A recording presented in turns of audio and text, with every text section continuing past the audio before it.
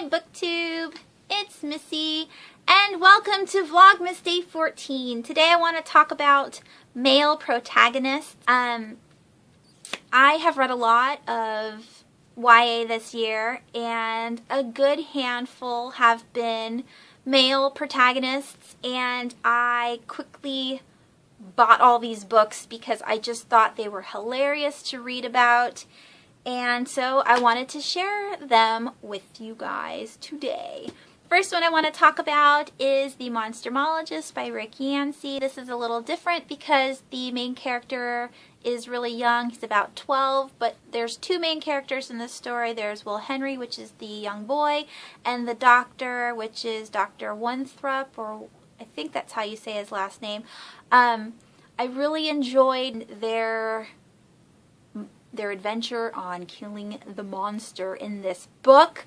I love the dynamic between these two. He's not his father, but he is helping to raise him. Will Henry is an apprentice to the monstermologist, and whereas the monstermologist is very scatterbrained and doesn't remember to eat or drink or sleep or whatever, Will Henry's the one who actually takes care of the monstermologist. I've really enjoyed this book and I can't wait to finish the series up in 2015. I would definitely check it out. The next book I want to talk about is Grasshopper Jungle by Andrew Smith. This one was a riot. Austin and Robbie are best friends. Austin doesn't know if he likes his friend in that way. Although his friend definitely is gay, Austin is completely confused by the whole situation. He does have a girlfriend and he wants to keep it that way, but he's, 16, doesn't know how things are going to work out. And the whole book is just completely strange. I love the male voice where they don't really care how it comes out, which I thought was completely funny, whereas a lot of the times girls will think about what they're going to say first for a long time, analyze it to death, and then say what they want to say just so it doesn't make them look stupid or rude or whatever. But boys usually don't do that, and in this book it is hilarious. It was funny reading about teenage boys and the way they act around girls and what they do by themselves and how they react to each other. It was a really funny read and I quite enjoyed it. The next book that I want to talk about is Perks of Being a Wallflower by Stephen Chbosky. Charlie is so cute in this book. He just gets into 9th grade. He's super naive. He's totally adorable. He has no friends. And he slowly acquires these misfits as his friends who welcome him in with open arms. And it's a self-discovery book. He grows within that year. All of his friends are seniors, so they're going to be going off to college, where he's just going to be going into, sophomore year, and he has to leave his friends behind and know how to deal with going on without them. But it was such a great book and I would definitely check it out. The next book that I want to talk about is Mr. Penumbra's 24-Hour Bookstore by Robin Sloan. Clay is a man who has just lost his job and he can't get a new one. There's a recession going on and he goes to a bookstore, or he's walking around San Francisco and he sees a wanted sign. He goes in, asks the old man sitting at the counter if he can get a job, and the guy asks him a few questions and he passes the test that the old man has given him, and so he gets to work there. And that's when the weirdness ensues. Clay finds out that this bookstore is not what it seems and he gets more and more curious. A lot of cool things happen in this book. I liked it because you can relate to the curiosity of what is going on in this bookstore. Why is it so secretive? What are these people looking for? Why are they asking? Why do these people come in so late asking for these weird books? What is this old man up to? And if you like books about books, I would definitely check this out. The next books on my list is Asylum and Sanctum.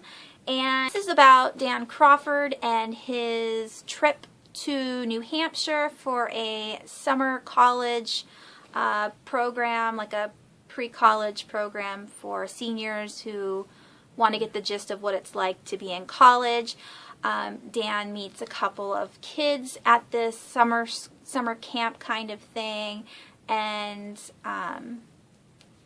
gets on with them pretty quickly. This one wasn't very, like, boyish, if you could call it that. I mean, Dan Crawford could have been a girl. It didn't have a very strong male sense of character to him. So even though this is a male protagonist, it didn't read as if it was one. I don't know what I'm saying. The next book I want to talk about is Hold Me Closer, Necromancer by Lish McBride. This is about Sam, who doesn't know he's a necromancer. He gets kidnapped one day, and the necromancer of the town lets him know that that's what he is, and he's totally confused, but he wants to keep his mom and his friend safe, so he tries to use himself as leverage and let this weird necromancer, like, keep him hostage so the necromancer won't find out where his mom is. I really liked it. It was a good book. The next book I want to talk about is Miss Peregrine's Home for Peculiar Children and Hollow City by Ransom Riggs. This series is about a boy named Jacob who grew up listening to stories that his grandfather used to tell him about these weird kids, and he never believed his grandpa. He thought he was a liar. He thought he was making up all these tales. And then one day, his grandpa dies, and he sees something that's really, really strange, and he decides he's going to go to the island that his grandpa used to talk about when he was little and find these weird, peculiar children and see if all of the stories were true. It's a great adventure story. The pictures are really awesome, and I really enjoyed it.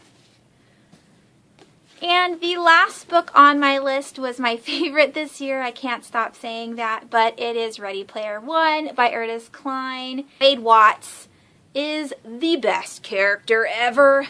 Wade Watts is born in 2044, or at least that's when this book takes place, so he was born a little bit earlier than that.